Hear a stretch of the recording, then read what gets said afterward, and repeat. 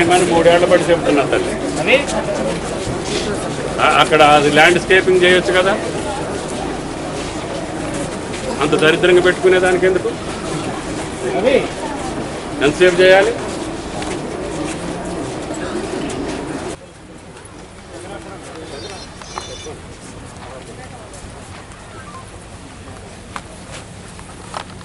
ఒక అడుగు పైకి ఉంటుంది, దాని గ్యాప్ ఉంటుంది. అంటే గవర్నరు ముఖ్యమంత్రి గారు వస్తున్నారు కాబట్టి ఒకసారి చూసుకుందామని వచ్చాను.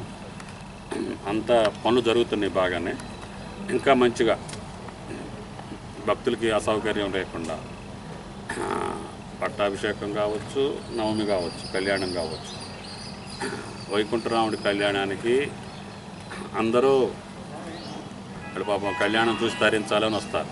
ఆ వచ్చిన వాళ్ళకి కనీసం ప్రభుత్వం తరఫున మనం ఏం చేయగలుగుతామో దాన్ని పద్ధతి ప్రకారంగా చేయాల్సిన బాధ్యత ప్రభుత్వానికి ఉంది. కాబట్టి అధికారులందరూ ఆ పనిలో నిమగ్నమై ఉన్నారు. గత 3 రోజులుగా కలెక్టర్ గారు, ఎస్పీ గారు ఇక్కడే క్యాంపు చేసి ఉన్నారు. అధికార జిల్లా యంత్రాంగం అంతా ఇక్కడే ఉంది.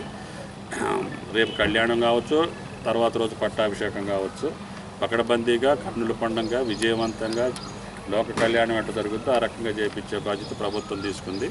తప్పకుండా ఆ కార్యక్రమాలన్నీ నిర్విఘ్నంగా కొనసాగాలని ఆ భగవంతుని ప్రార్థిస్తాం. Okay, thank you.